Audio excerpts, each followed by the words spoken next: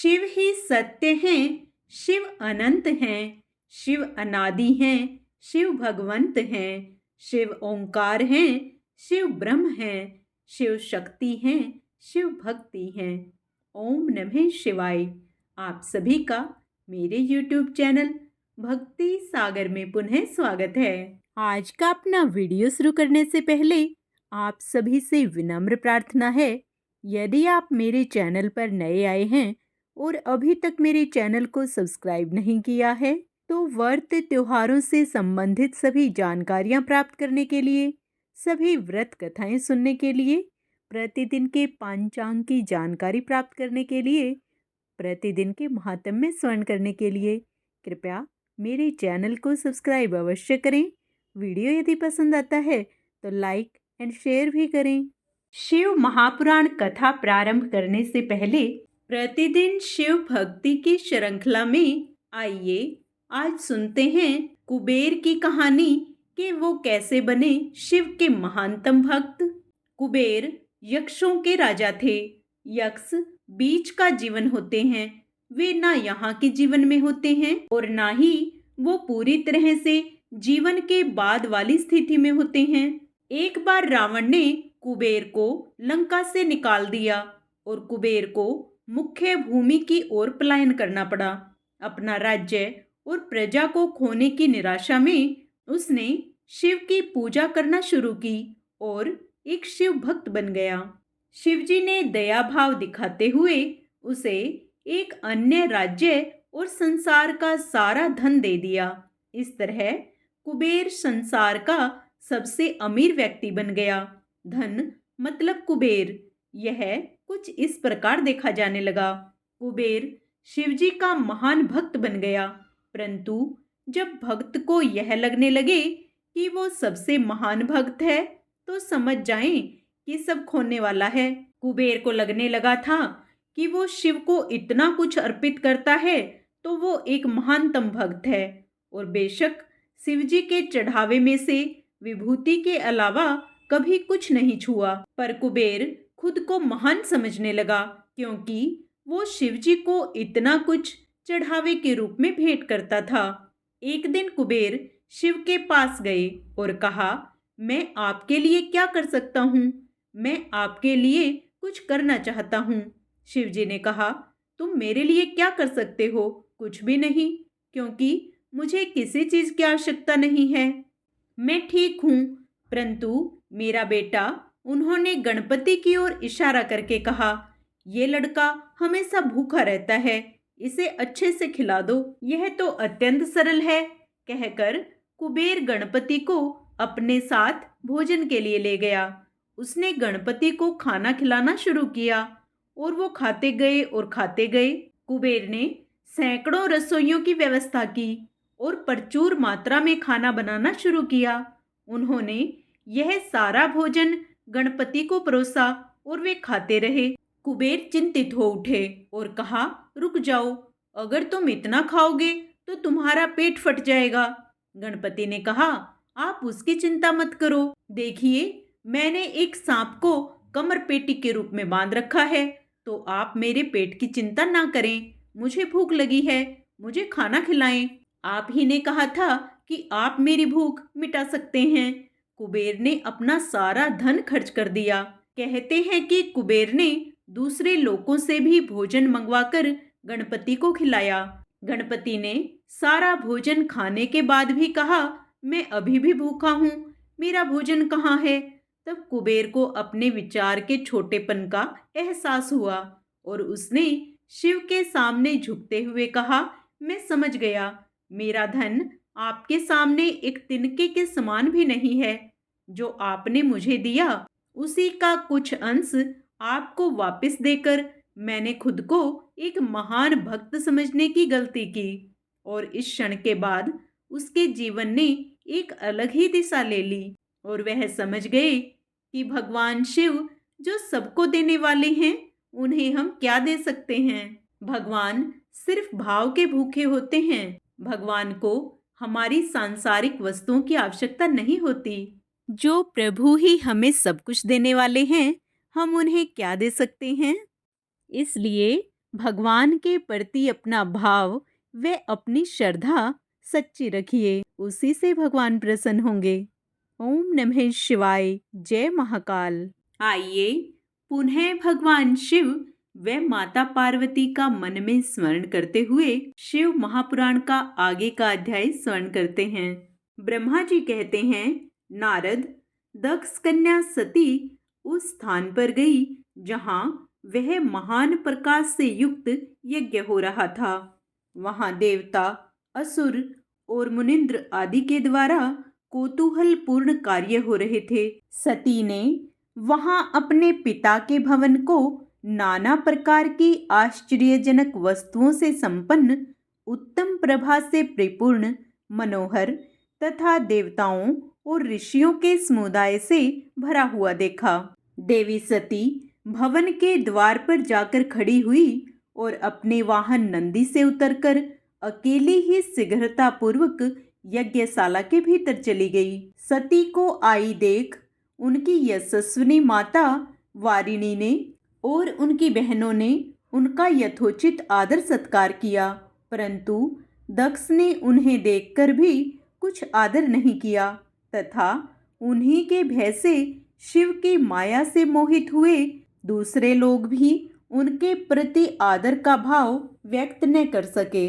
मुने, सब लोगों के द्वारा तिरस्कार प्राप्त होने से सती देवी को बड़ा विस्मय हुआ, तो भी उन्होंने अपने माता पिता के चरणों में मस्तक झुकाया। उस यज्ञ में सती ने विष्णु आदि देवताओं के भाग देखे, परंतु शंभु का भाग उन्हें कहीं नहीं दिखाई दिया।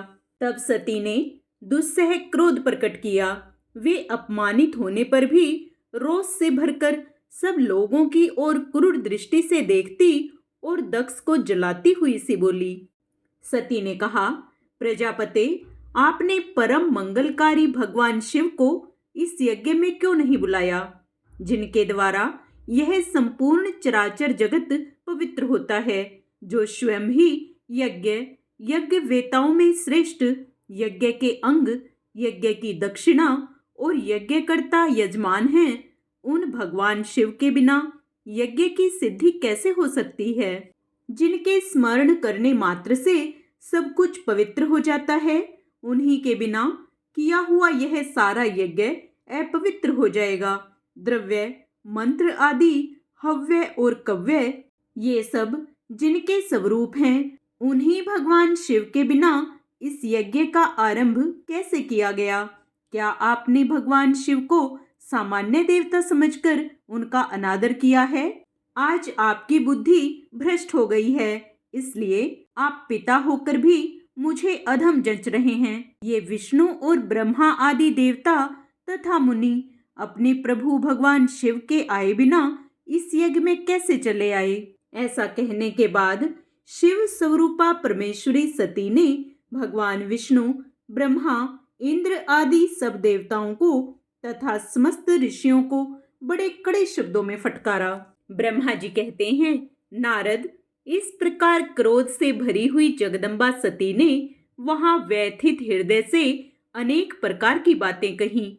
श्री विष्णु आदि समस्त देवता और मुनि जो वहां उपस्थित थे, सती की बात सुनकर चुप रह गए। अपनी पुत्री के वैसे वचन सुनकर कुपित हुए दक्ष ने सती की ओर क्रूर दृष्टि से देखा और कहा, भद्रे, तुम्हारे बहुत कहने से क्या लाभ है? इस समय यहाँ तुम्हारा कोई काम नहीं है। तुम जाओ या ठहरो, यह तुम्हारी इच्छा पर निर्भर है। तुम यहाँ आई ही क्यों? समस्त विद्वान जानते हैं कि तुम्हारे पति शिव अमंगल रूप हैं। वे कुलीन भी नहीं हैं, वेद से बहिष्कृत हैं और भूतों, प्रेतों तथा पिशाचों के स्वामी हैं।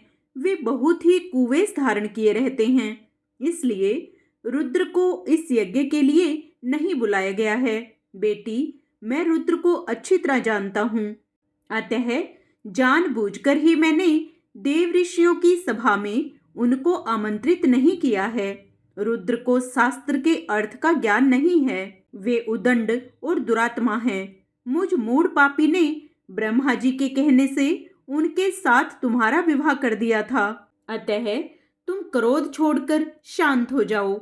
इस यज्ञ में तुम आ ही गई हो तो स्वयं अपना भाग ग्रहण करो। दक्ष के ऐसा कहने पर उनकी त्रिभुवन पूजिता पुत्री सती ने शिव की निंदा करने वाले अपने पिता की ओर जब दृष्टिपात किया तब उनका रोष और भी बढ़ गया। वे मन ही मन सोचने लगी कि अब मैं शंकर जी के पास कैसे जाऊंगी। यदि शंकर जी के दर्शन की इच्छा से वहां गई और उन्होंने यहाँ का समाचार पूछा तो मैं उन्हें क्या उत्तर दूंगी। तदंतर तीनों लोकों की जननी सती रोषावेश से युक्त हो लंबी सांस खींचती हुई अपने दुष्ट हृदय पिता दक्ष से बोली। सती ने कहा, जो महादेव की निंदा करता है अथवा जो उनकी होती हुई निंदा को सुनता है, वे दोनों तब तक नरक में पड़े रहते हैं जब तक चंद्रमा और सूर्य विद्यमान हैं। अतः तात मैं अपने इस शरीर को त्याग दूंगी, जलती आग में प्रवेश कर जाऊंगी। अपने स्वामी का अनादर सुनकर अब मुझे अपने इस जीवन की रक्षा से क्या प्रयोजन है। यदि कोई समर्थ हो तो वह स्वयं विशेष यत्न करके शंभु की निंदा करने वाले पुरुष की जीभ को बलपूर्वक काट डाले, तभी वह शिव निंदा स्वर्ण के पाप से शुद्ध हो सकता है। इसमें संशय नहीं है। यदि कुछ कर सकने में असमर्थ हो तो बुद्धिमान पुरुष को चाहिए कि वह दोनों कान बंद करके वहां से निकल जाए। इससे वह शुद्ध रहता है, दोष का भागी नहीं होता, ऐसा श्रेष्ठ विद्वान कहते हैं।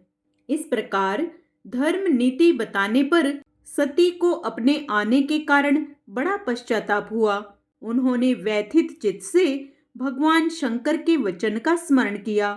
फिर सती अत्यंत कुपित हो दक्ष से, उन विष्णु आदि समस्त देवताओं से तथा मुनियों से भी निडर होकर बोली। सती ने कहा, तात तुम भगवान शंकर के निंदक हो, इसके लिए तुम्हें पश्चाताप होगा। यहाँ महान दुख भोगकर अंत में तुम्हें यातना भोगनी पड़ेगी। इस लोक में जिनके लिए न कोई प्रिय है न अप्रिय, उन निवैर परमात्मा शिव के प्रतिकूल तुम्हारे सिवा दूसरा कौन चल सकता है। जो दुष्ट लोग हैं वे सदा ईर्ष्या पूर्वक यदि महापुरुषों की निंदा करें तो उनके लिए यह कोई आश्चर्य की बात नहीं है, परंतु जो महात्माओं के चरणों की रज से अपने अज्ञाना अंधकार को दूर कर चुके हैं, उन्हें महापुरुषों की निंदा शोभा नहीं देती। जिनका शिव यह 2 अक्षरों का नाम कभी बातचीत के प्रसंग से मनुष्यों की वाणी द्वारा एक बार भी उच्चारित हो जाए तो वह संपूर्ण पाप राशि को शीघ्र ही नष्ट कर देता है। उन्हीं पवित्र कीर्ति वाले निर्मल शिव से तुम द्वेष करते हो, आश्चर्य है। वास्तव में तुम अमंगल रूप हो। महापुरुषों के मन रूपी मधुकर ब्रह्मानंदमय रस का पान करने की इच्छा से जिनके सर्वार्थदायक चरण कमलों का निरंतर सेवन किया करते हैं, उन्हीं से तुम मूर्खतावश द्रोह करते हो। जिन्हें तुम नाम से शिव और काम से अशिव बताते हो, उन्हें क्या तुम्हारे सिवा दूसरे विद्वान नहीं जानते। ब्रह्मा आदि देवता, सनक आदि मुनि तथा अन्य ज्ञानी क्या उनके स्वरूप को नहीं समझते। उदार बुद्धि भगवान शिव जटा फैलाए, कपाल धारण किए, शमशान में भूतों के साथ प्रसन्नता पूर्वक रहते तथा भस्म एवं नरमुंडों की माला धारण करते हैं। इस बात को जानकर भी जो मुनि और देवता उनके चरणों से गिरे हुए निर्माल्य को बड़े आदर के साथ अपने मस्तक पर चढ़ाते हैं, उनका क्या कारण है। यही कि वे भगवान शिव ही साक्षात परमेश्वर हैं। प्रवृत्ति और निवृत्ति 2 प्रकार के कर्म बताए गए हैं। मनीषी पुरुषों को उनका विचार करना चाहिए। वेद में विवेचन पूर्वक उनके रागी और विरागी 2 प्रकार के अलग अलग अधिकारी बताए गए हैं।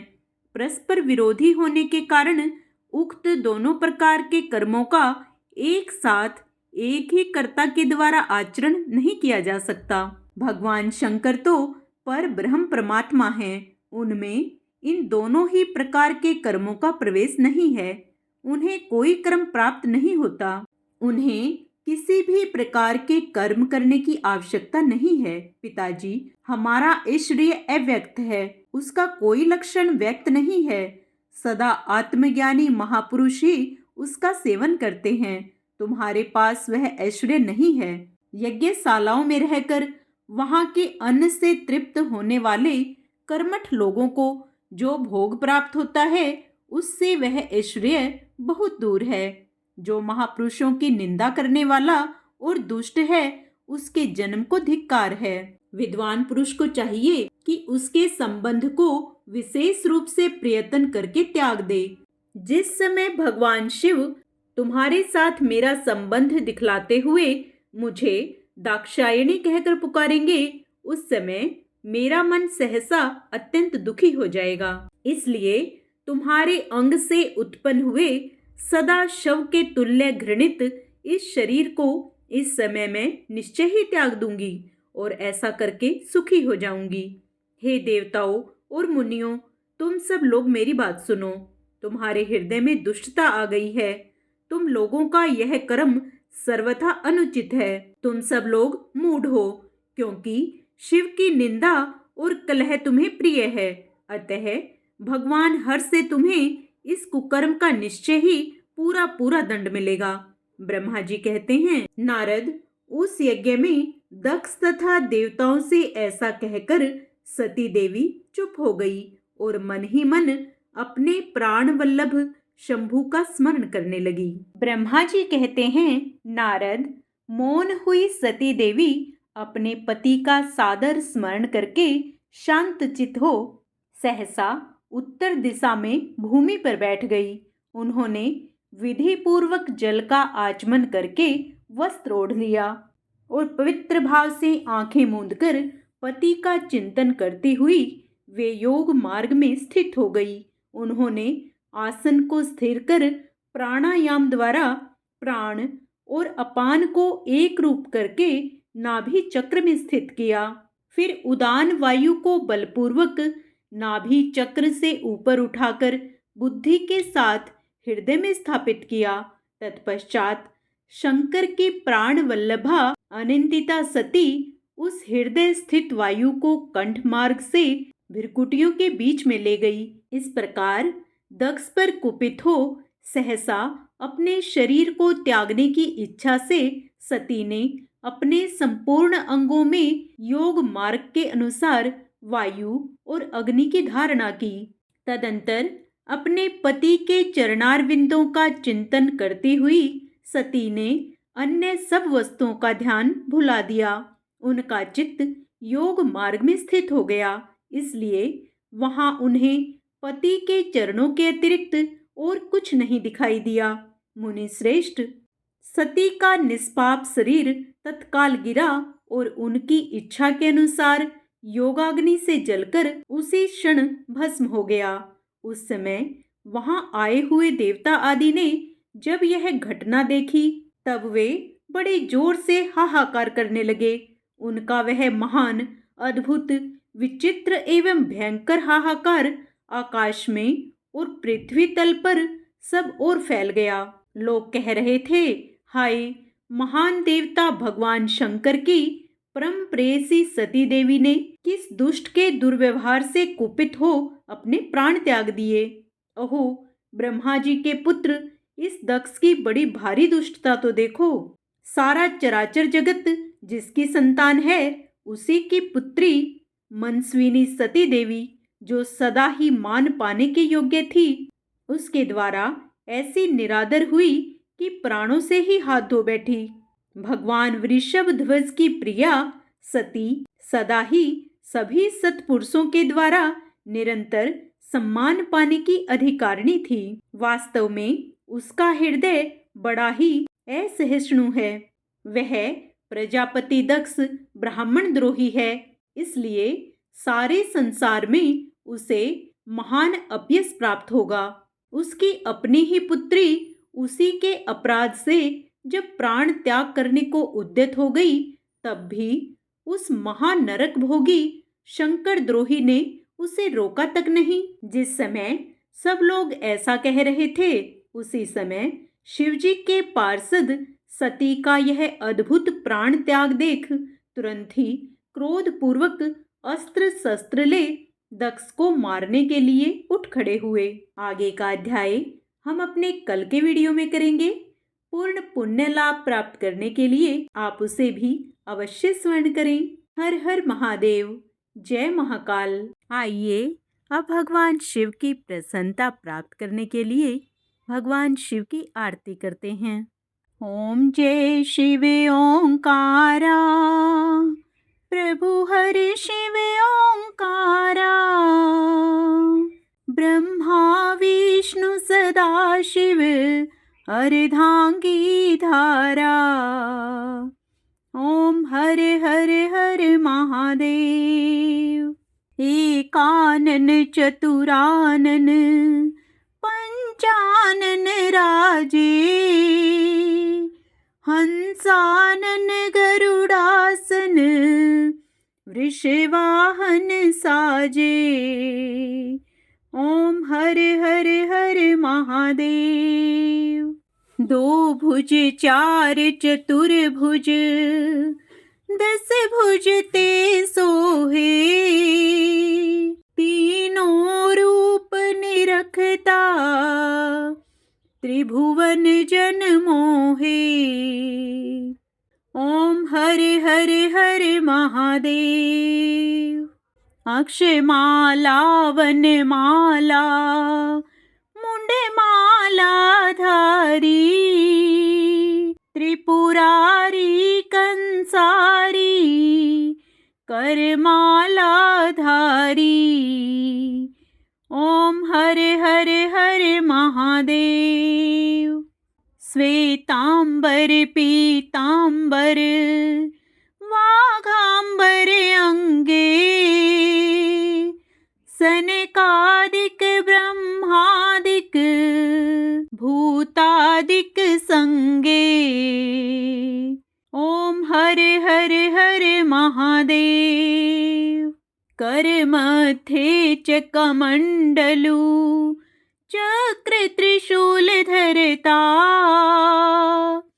जग करता जग हरता, जग पालन करता। ओम हरे हरे हरे महादेव। ब्रह्मा विष्णु सदा शिव जानत अविवेका,